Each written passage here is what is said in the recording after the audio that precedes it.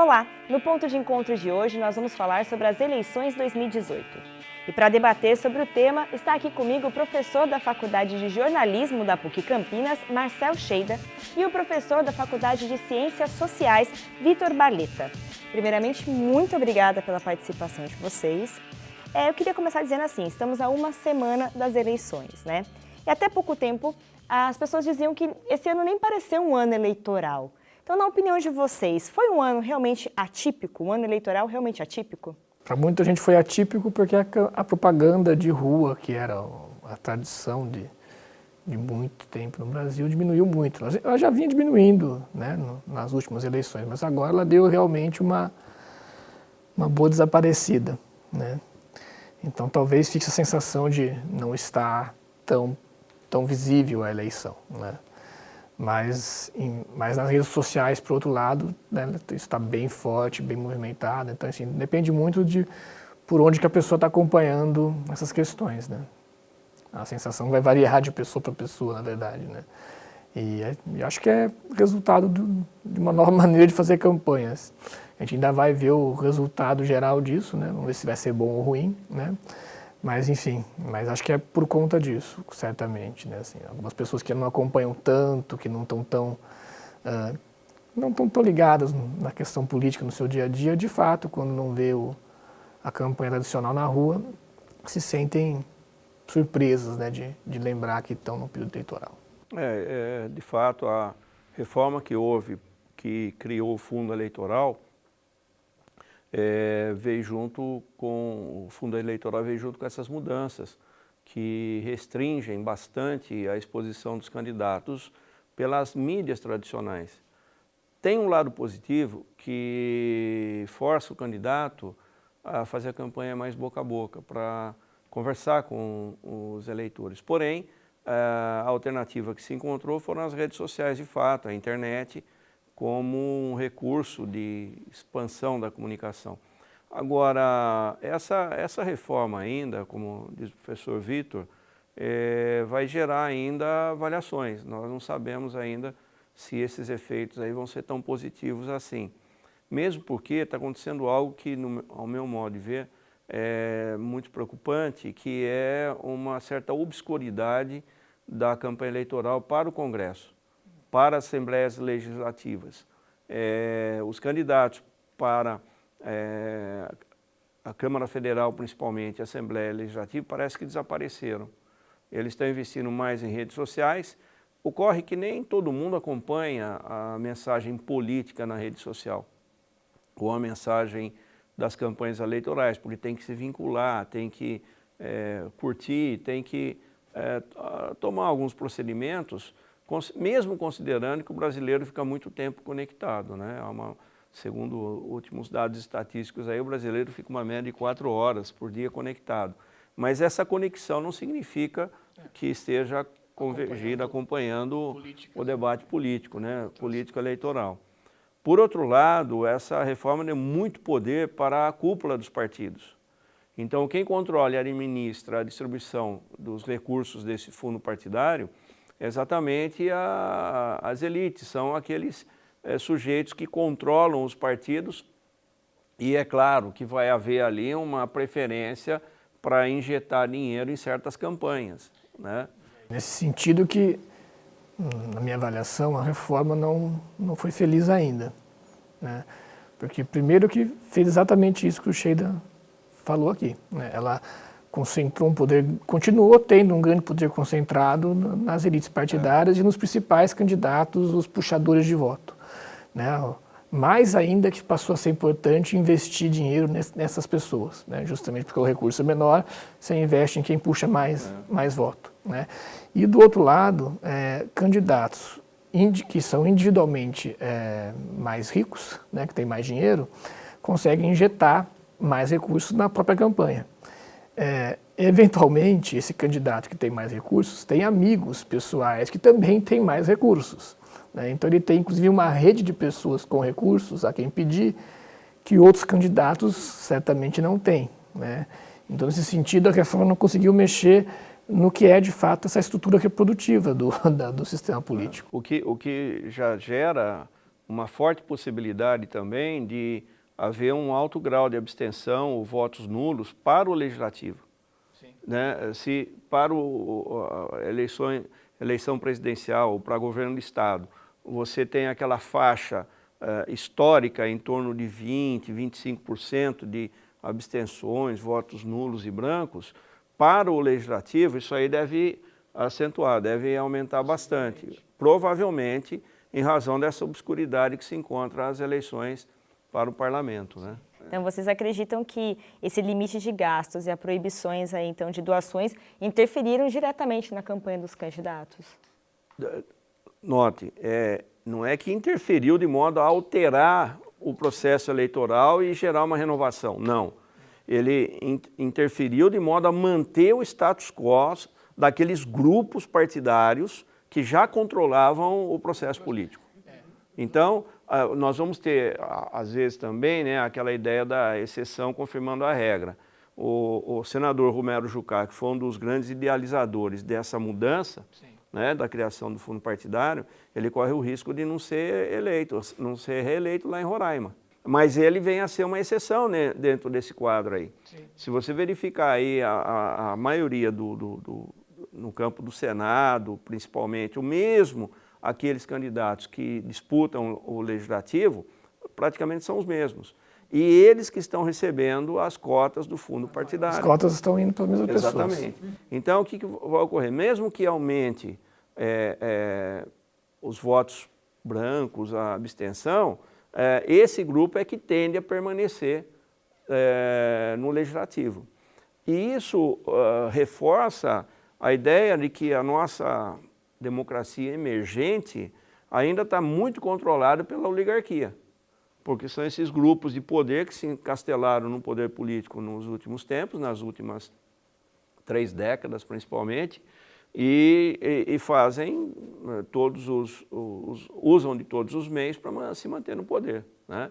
O que cria uma contradição no processo democrático. Quer dizer, à medida em que você quer avançar num processo democrático, a ideia é de renovação também, né? E de uma distribuição do poder de forma um pouco mais equilibrada, coisa que nós não estamos vendo aí nessas eleições aí não. Porque a grande questão de uma reforma política já, né, extrapolando a questão só do eleitoral, é você estimular novas gerações a participarem do processo, mas não só novas gerações, né, mas novos setores da população precisam entrar nesse espaço, né? E na maneira como a gente está hoje, né, assim, os mesmos candidatos, os mesmos partidos estão recebendo os recursos principais, né, porque na verdade a distribuição disso entre os partidos seguiu velhas regras, né, de representatividade, de tempo de televisão, enfim, né, então isso concentrou recursos nas mãos dos grandes partidos como sempre. Então assim, os candidatos, vamos dizer, candidatos novos que estejam entrando nesse processo, eles estão entrando com uma grande desvantagem, na verdade, né, assim, porque eles estão entrando com poucos recursos, né, a visibilidade toda deles vai depender basicamente de um esforço deles mesmos, né, enfim, de injetar às vezes dinheiro do próprio bolso, né, para fazer as suas campanhas e tal, né, e na verdade eles vão continuar servindo de puxadores de voto para o coeficiente do partido, né. Então nós temos uma situação extremamente delicada, porque ainda nós não aprendemos a ser democratas. O Brasil ainda é uma democracia emergente, nunca foi um país democrático, né? A nossa história é a história do século XIX, império, né? Um país rural. Século XX, você tem os grupos oligárquicos controlando o poder, com um predomínio de governos autoritários. Nós tivemos 2 momentos, que foi de 46 a 64, mesmo assim, que nós tivemos uma possibilidade de amadurecer o processo democrático, e a partir de 88. Ocorre que democracia não cai no colo, não é um projeto pronto. A democracia é algo que permite que você construa um aprendizado das relações políticas. Então, a gente já falou um pouquinho, mas essa questão da campanha eleitoral ser mais curta, né? Durou uma média aí de 45 dias no total. De que forma essa campanha curta interferiu realmente na participação do cidadão, né? E vai interferir, de certa forma, no resultado das urnas? A campanha formal, Porque nós estamos aí, desde do impeachment da presidente Dilma, o pessoal já está em campanha. Porque hoje a grande alternativa para o debate eleitoral são as redes sociais e a internet. Então, se você pegar já no começo desse ano ou no ano passado, você já via a projeção dos candidatos que estão aí. Né? Você já via a rede social do Bolsonaro, do próprio Alckmin, o Lula reforçando a ideia, né, do PT, mas não tinha definido, mas estava presente. Estava ali. Né? Então, a campanha formal que estabelece a divulgação por meio de folhetos, panfletos, a divulgação na televisão, os debates, 45 dias. Né? Então, aí está se respeitando. Mas informalmente ela começou lá atrás. Então, esse é o outro cenário que precisa ser melhor avaliado, porque antes havia, de certo modo, uma camisa de força. Os partidos tinham que se preparar de uma outra maneira, né? O candidato saía com um tempo maior para debater, a televisão aberta, principalmente, era um grande gancho, hoje já não. Né? E ocorre o seguinte, a forma de campanha eleitoral no Brasil, esteticamente, ela está muito prejudicada, porque você tem inúmeros partidos que disputam tempo de TV e rádio, né? Você tem a distribuição de tempo conforme ocorre aí o número de representantes de bancadas, né, dos partidos. Isso aí cria muito desigual, um desequilíbrio enorme. Isso que eu ia comentar, né? que gera essa desigualdade. Claro. Né? Então, mas aí mostra que o que os fatos aí evidenciam, que esse tempo formal no rádio e na televisão não afeta o candidato que está na frente, porque ele chegou na frente independentemente dessa formalidade. Né? Ele chegou por uma onda que vai se formando pelas redes sociais, que foram, de certo modo, de mal ou bem, foi bem usada por ele para chegar nesse resultado. Né? Então, todo esse cenário que ocorre de 2016 para cá, precisa ser melhor avaliado, melhor analisado. Sim. Porque esse tempo formal da campanha, é claro que tem uma certa influência, vai ter uma certa influência, né? Mas precisa ser melhor avaliado depois que as eleições ocorrerem de fato e tivermos um pouco mais a poeira assentada para enxergarmos coisas que não estamos vendo nesse momento. A mudança real, a gente ainda não sabe exatamente qual foi ela agora, né? Assim, e a questão das redes, assim, de fato, ela está tendo um impacto muito maior do que até isso do que a gente consegue medir. Né? Só que, quando a gente pensa no modelo tradicional, que foi o que foi reformado, as campanhas de televisão, né, panfletagem, essas coisas que é o modelo antigo, assim, a diminuição, o encolhimento disso, certamente tem algum impacto, a gente não sabe exatamente qual. A gente não sabe se vai acelerar uma decisão, de repente, do eleitor, ou se vai, enfim, prejudicar dessa decisão e virar algo mais de última hora, enfim. O que vai acontecer a gente precisa ainda avaliar no pós-processo eleitoral. Né? Mas esse elemento que veio para ficar das redes e tal, né? E aí aquela questão assim, o elemento das redes, ele também já mudou muito do que ele já foi, logo que ele surgiu. Né? De uma coisa de redes sociais visíveis, que são essas redes sociais que tem o painel lá para você enxergar, que tem lá o espaço onde, né, as novidades aparecem, a gente migrou para o modelo WhatsApp, né, onde a gente não vê. Não tem uma vitrine pública das coisas que acontecem no WhatsApp, a gente não tem um local para acessar que você vai ver o que está circulando ali. Eu acho que, na verdade, a grande questão... Uma rede interpessoal, né? Você não tem uma publicidade, né? O WhatsApp ele tem um impacto enorme. Muitas pessoas hoje em dia veem basicamente isso, né? Veem basicamente o WhatsApp, nem as redes tradicionais, né? As primeiras, acabam tendo tanta importância diante desse novo modelo. É o Facebook, né? No Brasil são 3, né? O Facebook, o Instagram, não, 4. O Facebook, Instagram, Twitter e o Zap. WhatsApp. Né? São essas predominantes. Que ainda são fortes aqui, né? E dentro dessas redes sociais, eu acho que a fake news, ela chegou um pouquinho mais assim nas eleições municipais, que a gente viu falando um pouco mais sobre isso, né? Na opinião de vocês, nessas eleições agora, né, como que está realmente essa questão do fake news? Ela vem à tona mesmo? Tem muita fake news rolando ou está mais tranquilo? Não, conseguiram ter um limite? Como que está? Está intenso. A questão é o seguinte, Rafaela, o imaginário está presente sempre nessas situações de conflito, né? Esses dias eu estava pensando sobre isso, e lembrei de um velho artigo do Arthur da Távola, que era um estudioso da comunicação, um jornalista, escritor, que também foi político, e ele, nesse artigo, afirmava que o mundo da comunicação social é o mundo da linguagem hiperbólica, né? A linguagem do exagero. E, de fato, as fake news, que em termos tem uma contradição aí, né? Porque se é falso, não é notícia, né? A notícia é vinculada ao fato. Então, ela sempre, em tese, tem procedência, a rigor. Então, o que você tem muitas vezes é fraude, né? Ou criação imaginária de afirmações, de mensagens com o intuito de dominação. Eu acho que assim, uma coisa que é muito forte, e aí não é de hoje, né? Eu mesmo conduzi uma pesquisa uns anos atrás com alguns alunos e tal, né? Já antes de ter todo esse impacto eleitoral, antes do que nós estamos discutindo, antes desse período anterior, em que a nossa grande temática era justamente a propagação da desinformação, né? A quantidade de desinformação circulando num espaço de informação. Em que sentido? Não é exatamente falso, mas não é o que é a questão.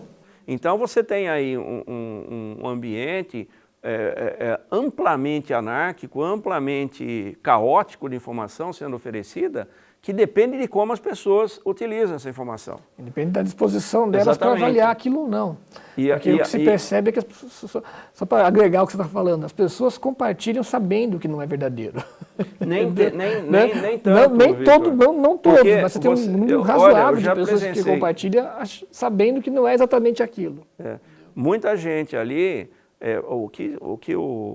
alguns estudos aí demonstram, é que as pessoas, ao receberem esse tipo de informação por esse meio, a reação delas é muito emocional e afetiva. Por exemplo, se um parente meu me mandou uma informação, eu já replico essa informação, porque é meu parente, eu tenho um laço afetivo.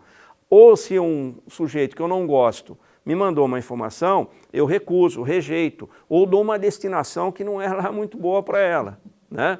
Então, esse instante da produção, da disseminação, da recepção e do encaminhamento da informação se dá num nível assim muito do estado emocional e muito daquilo que se chama senso moral. A pessoa vê aquela informação, ela se identifica de imediato, mas muito mais por uma sensibilidade, não por uma razão, por uma reflexão, né? E já repercute aquilo ali. E as redes sociais condicionam muito isso aí, porque elas reforçam o sentimento e o desejo, né? As informações que chegam para as pessoas hoje, chegam num ambiente, num cenário muito daquilo que é desejado, e não daquilo que é factual. Então, o sujeito que apoia um dos candidatos recebe uma informação dizendo que esse candidato praticou um ato heróico, né? Nossa, ela já repercute aquilo, acreditando que aquilo seja verdadeiro, e nem checou a informação. Ou se ela recebe uma informação que o adversário de seu candidato cometeu um ato insano, ela também atinge o desejo dela.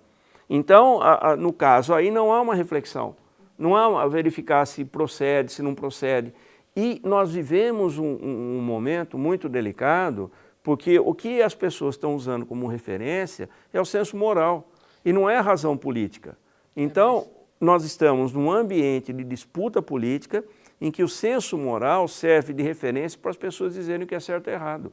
E isso cria um conflito enorme, porque pode alimentar uma sociedade muito autoritária e é uma das bases, inclusive, dos modelos totalitários de sociedade, o que não é nada bom para nós. Acho que assim, as pessoas lidam vão compartilhar isso de diferentes perspectivas. Eu tenho acompanhado casos em que a pessoa, mesmo informada, continua. É claro, é. Entendeu? Então, assim, você tem... Porque acho que... Parece que ela tem necessidade de criar uma eu não própria estou verdade, não é nenhuma assim. discordação do que o Tito está falando. Na verdade, é uma continuidade do processo. Depende do nível intelectual do sujeito. Porque a pessoa passa adiante. Isso você vê em todos os níveis de escolaridade, não importa, isso vai adiante. Entendeu? Pessoas formadas, com pós-graduação, compartilhando coisas, né, que sabem que não é, ou então coisas que até assim, bem, não sabe porque não se aprofundou no programa do candidato, então, né? Então, coisas desse tipo que você tem, isso intensifica o processo, né? Qual é o problema? A pessoa tem que compartilhar aquilo rápido, porque ela precisa fazer aquilo bombar, né? Então, assim, ela também não pode... O tempo mas de reflexão aí, é prejudicado mas esse nesse processo. fazer é muito mais psicológico do que reflexivo. Porque ela precisa fazer o negócio ir adiante, entendeu? Se ela perder tempo investigando, aquele timing... Então, mas aí eu penso então que... Eu acho que eu acho que tem gente que pensa assim porque tem interesses. Então, ele tem muito claro o interesse dele em viralizar aquela informação para atingir um objetivo. Mas muitos não. Muitos recepcionam emocionalmente e reproduzem psicologicamente apenas. Não é uma reflexão que é feita se tem uma segunda intenção, não. O grande problema disso aí, Vitor, que eu acho que é preocupante, é que isso aí hoje ameaça o próprio sistema político brasileiro, né?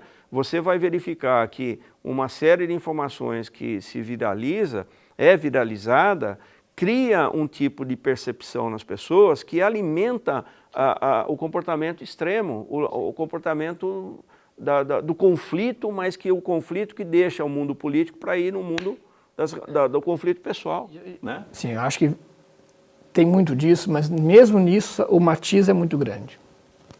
Entendeu? O fator motivador ali, ele está muito variado, né? Os eleitores estão votando por motivos muito distintos no mesmo candidato, né? E muitas vezes votando apesar de certas coisas, né?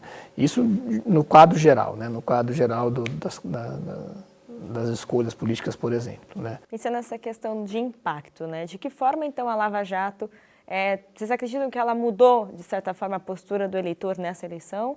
Ou não impactou tanto, né? Os casos que vieram à tona, tipo, trouxeram, de certa forma, uma conscientização maior? Vocês percebem isso? Ou, de certa forma, realmente passou despercebido? Como que vocês avaliam esse cenário? Eu acho que sim, você tem impactos dos mais diversos tipos, na verdade, entendeu? Você tem gente que, de fato, a partir do momento da Lava Jato, se desiludiu com tudo, né? E que abandonou a crença em qualquer opção política, em qualquer uma, na verdade, né? Nenhuma delas, do que está posto no cenário hoje, né? Tem indivíduos que, aí vem o outro lado, né? Assim, tem as polarizações ao redor disso. Você tem os indivíduos que se polarizaram como defensores daquilo e migraram para certas campanhas.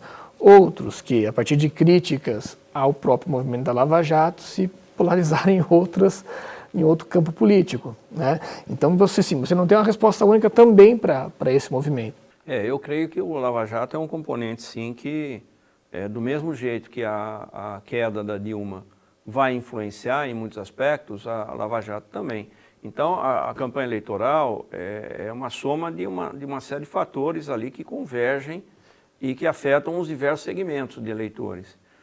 Tanto que você vê aquele sujeito que é o candidato que se opõe de forma mais extrema ao grupo que estava no poder, representado pela Dilma e pelo Lula, ele ganha, ele tem um ganho nisso aí, pelo discurso contra a corrupção, principalmente, né? Então, a Lava Jato ajudou a alimentar esse discurso contra a corrupção, que nós nunca tivemos um presidente processado, transformado em réu, condenado e preso. É a primeira vez na nossa história que ocorre isso aí.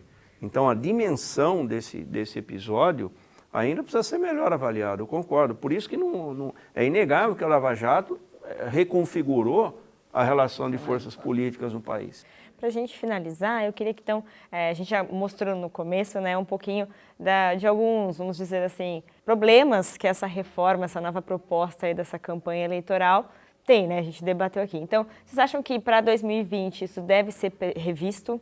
Isso vai ser revisto, na opinião de vocês, essa forma de se fazer uma eleição no país? Ou não, eles vão tentar manter o que vem sendo feito? Qual é a opinião de vocês? Olha, é uma pergunta que vai depender do que vier, na verdade, depois da própria eleição, né? De quem estiver por lá, né? De como vai ser essa reconfiguração do cenário político nacional, na verdade, mas, né, enfim, né, como é que isso vai ficar? Porque, enfim, os problemas estão colocados, né?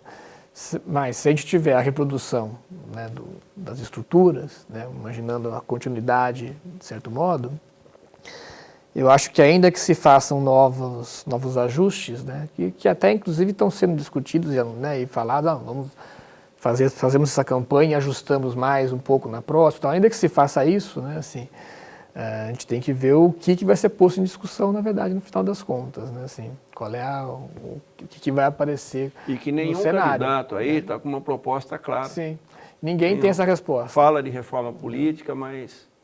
Porque a reforma política passa, eu creio, que passa até mesmo com a possibilidade de convocação de uma constituinte, talvez exclusiva para essa questão, né?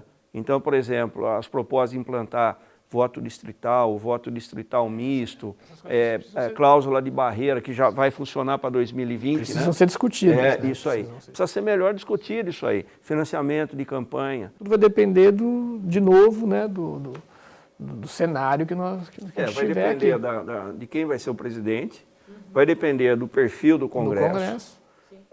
E vai depender dos desdobramentos dessa eleição, que a gente não sabe ainda direito, né?